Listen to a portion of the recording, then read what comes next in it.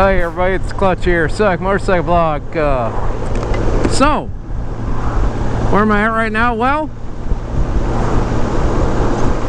I'm just to the east of Sequim, Washington.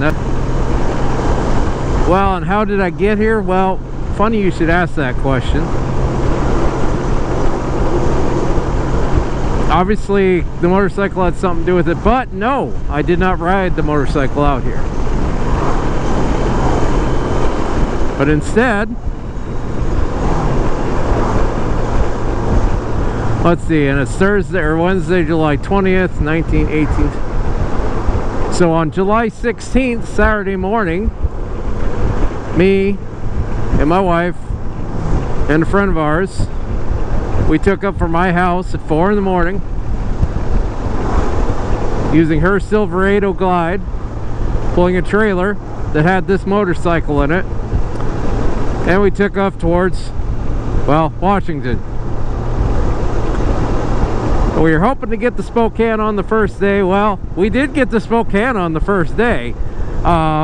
It just didn't quite go like we anticipated.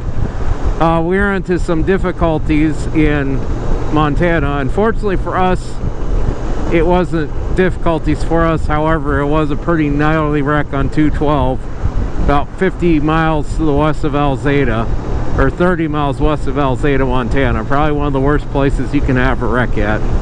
And unfortunately, it was a deal where no one survived. It was, let's put it this way, the front end of the semi was gone from flames, and there was pieces of the vehicle strung all over the place, and it had a tarp on it. So I think we'll just leave it safe to say that, yeah, there's people in that wreck that probably no one walked away from that thing. So that was about a 3-hour highway shutdown. Like literally the highway was shut down. So, which meant our arrival in Spokane did not occur till about 8:30 Pacific time that night, and we ended up in probably I'd say probably one of the worst hotels I'd ever stayed in. If you're wondering what one it is, it's the Airport Quality Inn, so avoid that one. Paid $300 for a hotel, for 2 hotel rooms that I don't think were worth maybe 20 bucks. But next day we woke up early, finished our trip, went to Port Townsend, Washington, picked up a friend of ours, and we made our way to Forks, Washington, where we started our week.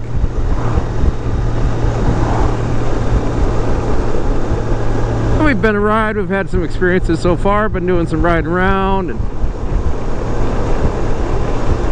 haven't been too affected by the weather, although our first day we didn't really do much because it was kind of just an all-day rain kind of a day. But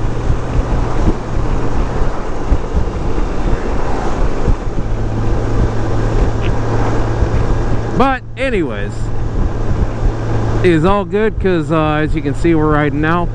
You're wondering maybe, okay, where's your wife? Well, here's the thing. Funny thing, went to a casino there east of Sequim, and well, we've been riding with obviously the bike and also doing some traveling with the pickup, and well, she was gonna ride back with me because our other 2 friends were gambling. However, in the meantime, when I was getting stuff together, they won $2,500, and my wife said go ahead and go on back to Forks without me. So that is why you have just me and no one else. Like I said, it's been a fun trip so far though. Like I said, why are we doing this out of order? Well, see, here I was just kind of unprepared, and I didn't really take any videos beforehand, and like I said, I've just kind of been in a weird discombobulated mess. So unfortunately, you all in YouTube land get to suffer, and all I have to say is sorry. That's it. I don't know if I'm really sorry. You'll get over it. But anyways, what have I learned? Alright, let's take a look at what we've already done so far. Flashback. Well, good morning, friends. As you can see, I'm not in South Dakota. Pretty obvious. No, I'm in Washington. In fact, approaching the furthest northwest part of the lower 48. Cape Flattery.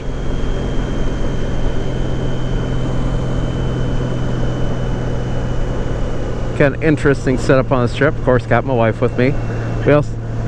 And she did say hello. I don't know if you heard it, but she did say hello. And then we also have two friends with us that came along. One actually lives out here, out on Whidbey Island, and the other one is from South Dakota like we are. So we actually loaded up the bike in a trailer and pulled it behind a pickup. And yes, we made we did the bad thing again and put the Goldwing in the trailer. So the Goldwingers can come for us. That's fine.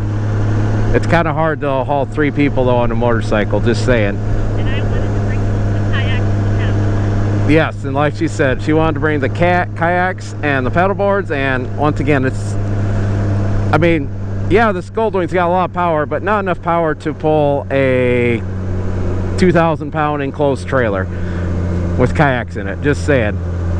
So we ended up in a little town called Forks. We spent a few days there, and now we're breaking out the Goldwing and taking it to the ocean. It'll be this Goldwing's first trip to the ocean. We also found out we're in fact not Twilight fans. Yeah, so apparently Forks is where Twilight is based, I guess. I don't know, so didn't know that. Apparently all our friends think we're now Twilight fans, which I barely even know the story, so I'm not, but you know, whatever, I guess. Trust me, if I was a Twilight fan, you would know.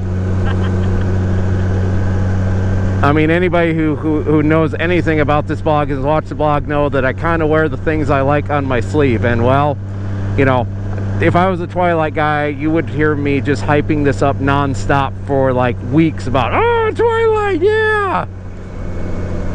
Like, I didn't realize they were bringing it out of the I guess. I think it was Bel-Air, if I understand correctly. Yeah. Yeah, I don't know. But it is all over town. Yeah, it is. Yes, very much Twilight this, Twilight that. Although I will say this, in the one Twilight store, they do have a blue CX500 in the window, and I'm probably going to stop in to go take a look at that.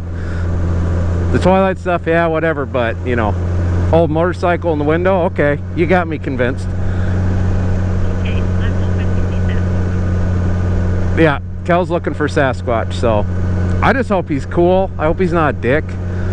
Like, you know, like I hope he's like friendly, like we give him food and stuff. I mean, I guess we got beef jerky with us. According to Jack's links, he's good, so. Okay. Doing a dramatic raise. Look at that. Put some like kind of weird like poppy music on that. Yeah.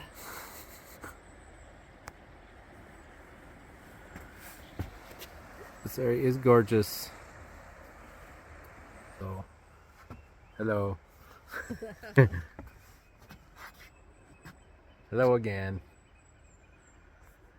See, we do actually like each other.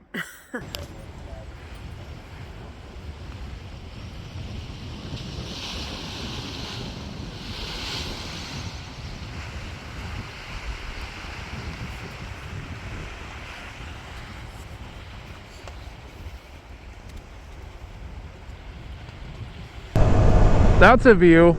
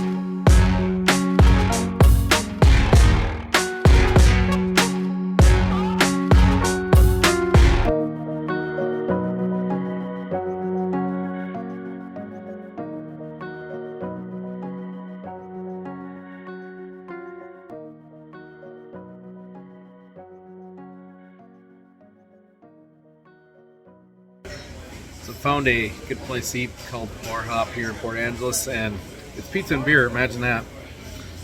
Pizza was delicious. The beer was delicious.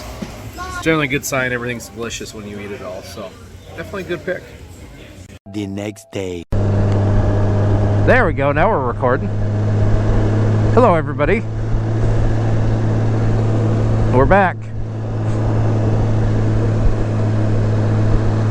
So we've made our way to Olympic National Park.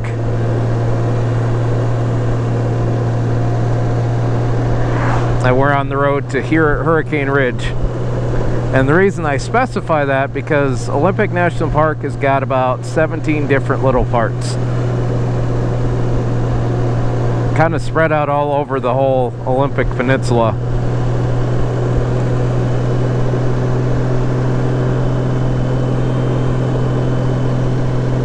So it's definitely spread out. We've actually already been in Olympic National Park one time already this trip. We went up to the, what was it called, Kel? The Soul? Yeah, Sodak Fall Hot Springs. It's a pretty cool place you should check out.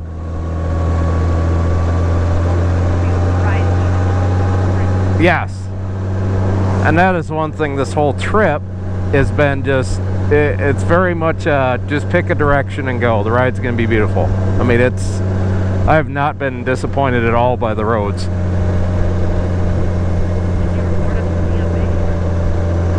I record, yeah, that last part, yeah, kind of in some around Nia Bay there, yep.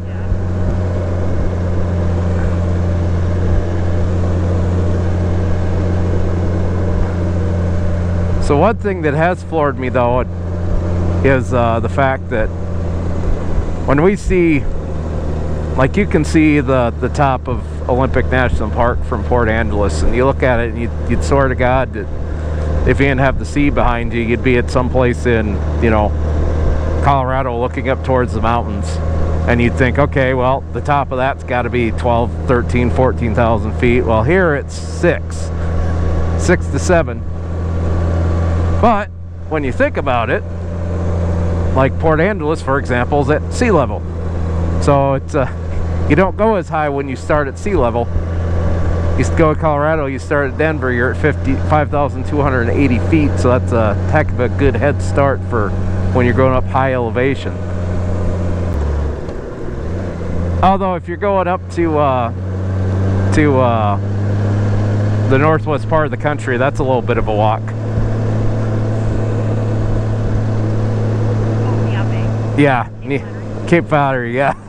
Yes, that was a deceiving 25 minutes. Yes. And I'd say it's probably 25 minutes if you keep going, but you're going to be working that 25 minutes. And there's a lot of places. Well, yeah, that too.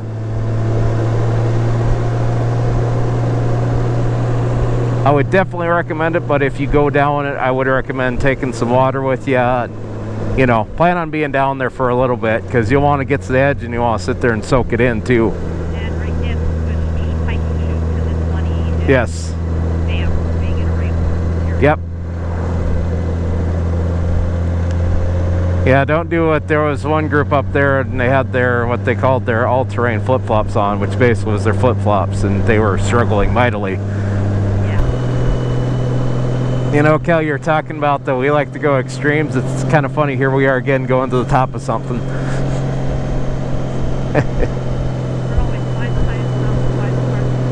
Yep. I'd say you could probably just call us destination riders. I mean, granted, the way there's fun too, but we do a lot of, we're going here because of this.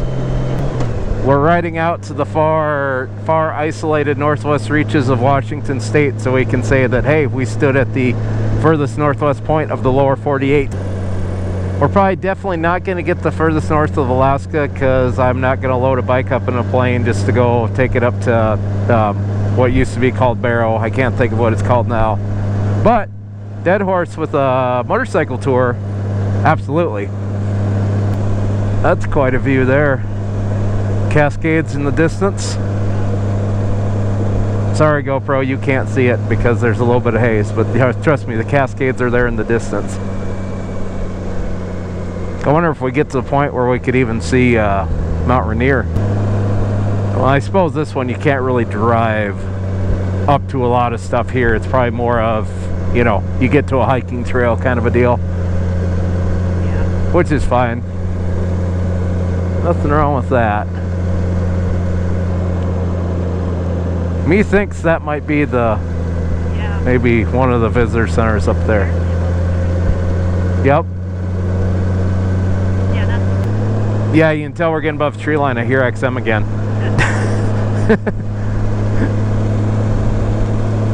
That's one thing coming up here. If you like your XM, get ready for, you're not going to get to hear it a lot, because satellite signals don't do well through thick forests. Who knew, right? yeah. Oh, look at that. Lots of stuff there.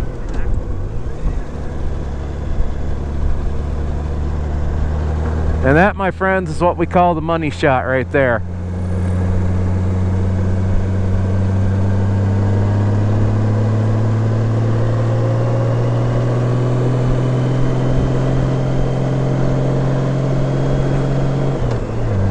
Nothing like sleeping the night at 200 feet and next thing you know, you're up over 5. All within 40 miles.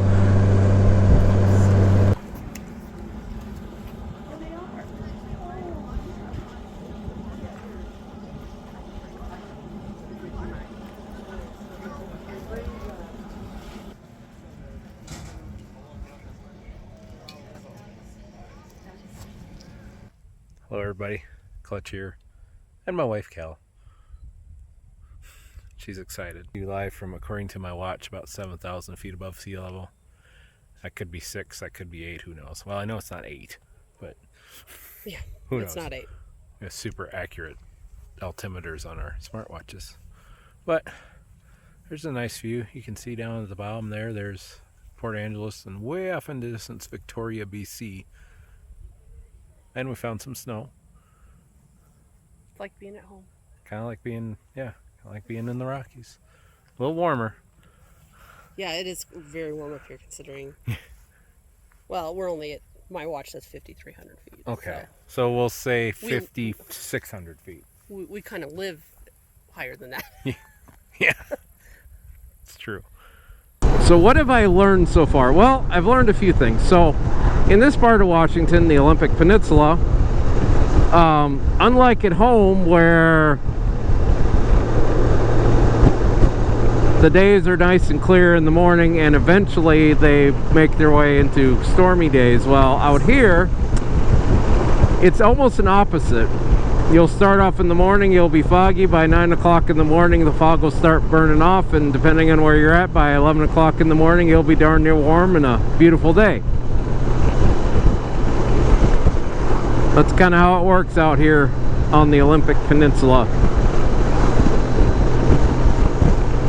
And we've taken advantage of some of those great days.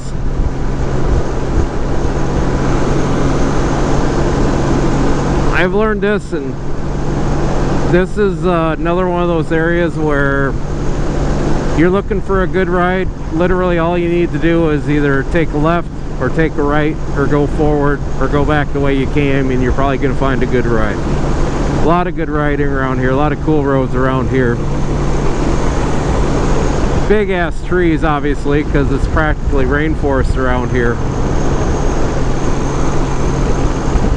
Especially once you get on the other side of the Olympic Mountains.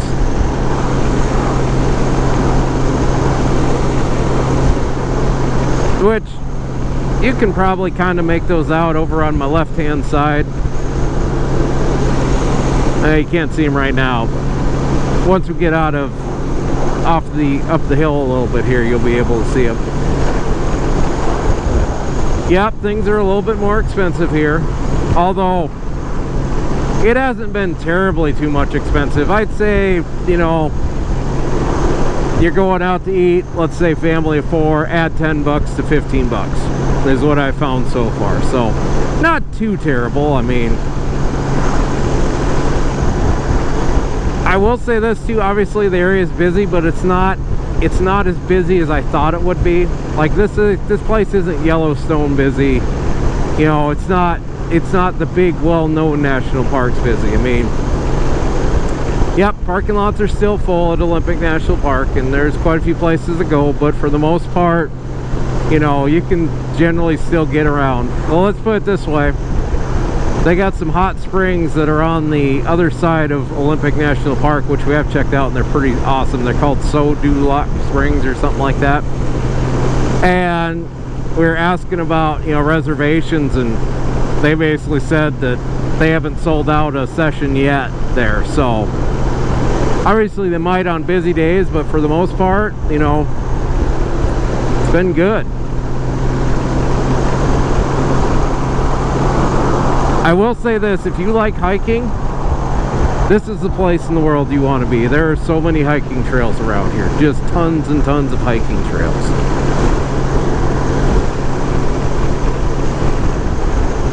I mean, hiking trails to everything. In fact, when we went to the northwest part of the most northwest part of the lower 48, that's about a, they say 25-minute hike. It's more like a 30-35, and it's kind of strenuous. So bear that in mind. But yeah, there's ton. If you like hiking, this is the place for you. Obviously, there's some good riding to be had as well, but if you got someone in your group though that likes hiking, definitely make sure and take your hiking shoes with you. Also, kind of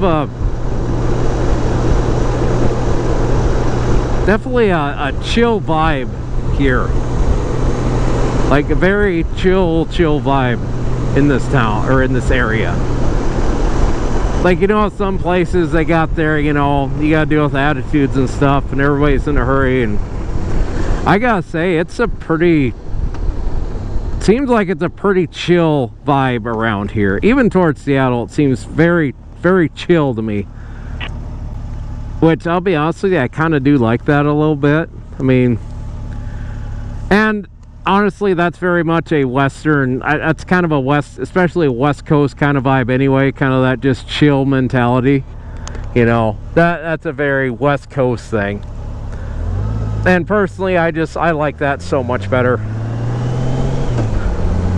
Not a big fan of someone yelling in my face, or I'm just not. And you know what, that might be just the way they talk on the East Coast, but you know what, I'm not fond of it, so sorry. I'm just not. I'm definitely more of a West Coast type of guy, that's for damn sure. A lot of decent places to eat out here. There's a couple pretty good brews out here.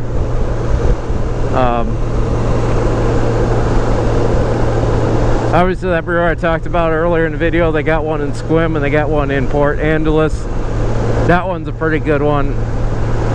Like I said, I feel like you go pretty much anywhere that's got a tap, you could probably grab something off the tap and it's going to be pretty good. So I've been happy with that.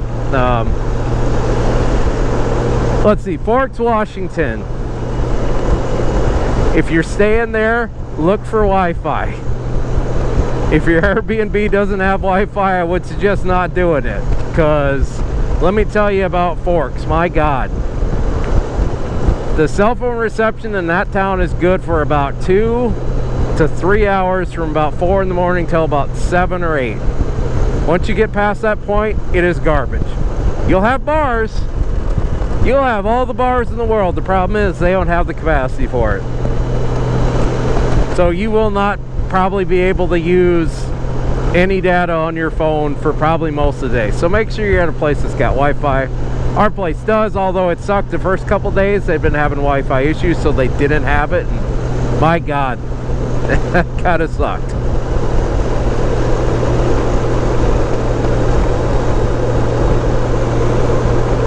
And yeah, it was cool, we got the chit chat, but here's the problem. If you're trying to figure out what you're gonna do the next day and you can't get on a connection to find it out, it's kind of a pain in the ass. Now, I know back in the day, Peepaw, you didn't have cell phones. Well, guess what? We have them now. We're accustomed to them. And when you take that away, it's a little bit of a fucking adjustment. So, slow your roll there, Peepaw. Although I got much room to talk because I'm pretty old myself, but still. Other than that, it's been pretty enjoyable. I definitely think this is going to be a place that me and my wife, for when we get to the point where we're can just go be somewhere for 3-4 months when we're retired, I think we're definitely going to spend some time up here in Washington. Oh, one more thing I will bring up. If you got any designs of using some ferries to get around, or if you really want to go on a ferry, I would plan early, because one of the things we were hoping to maybe do is going from Forks and taking the ferry across from Port Angeles back to our Port Townsend, take that back to Whidbey Island and maybe take a run up over Deception Pass. Problem is, yeah, we looked on a Monday and the whole week was sold out for ferries. So, and yeah, they had standby, but I don't know, man. I'm especially coming back and you got to try to get on standby the last ferry of the day, and now you don't make it. Now you got to stay on Whidbey Island for, I think it's like upwards of $500 to $700 a night to stay there. Not really a thought I wanted to entertain, so, but that's okay. We'll get that place next time. All right, so another thing I didn't mention yet, I would recommend, if you're staying somewhere, if you can, I'd try to stay in Port Angeles. It's kind of a good, more of a central location to me. I mean, Forks is fine, but we spent a lot of time over here towards Port Angeles, so I really wish we would have stayed here instead. But plus you got, you know, nice view of Olympic National Park, so that's pretty cool.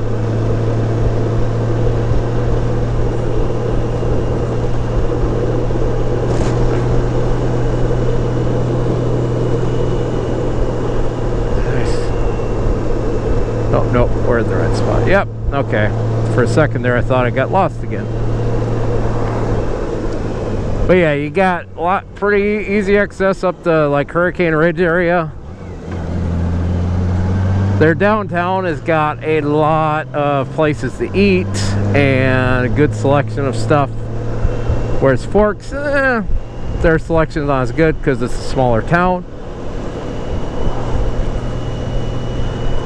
Our original plan was we were gonna stay here at Port Angeles, but we had a snafu with our reservations, so that's how we ended up in Forks. But yeah, I'd say if you can, you know, I'd try to maybe stay at Port Angeles. That's what I'd suggest.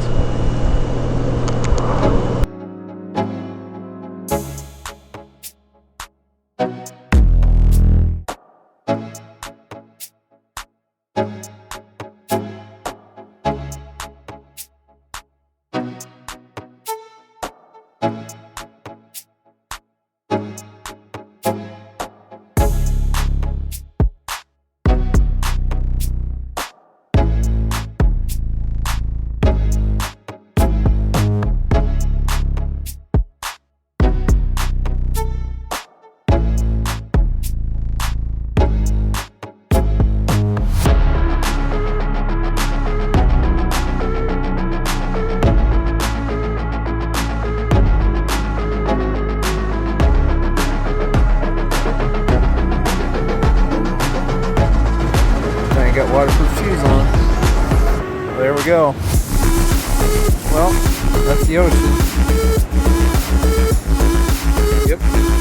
Hello. That's Amanda. Well, we're at the ocean. I guess we can go the other way now. There you go. Now they're on camera. Like I said, we're at the ocean. I guess we can go the other way. Yeah. No more road left.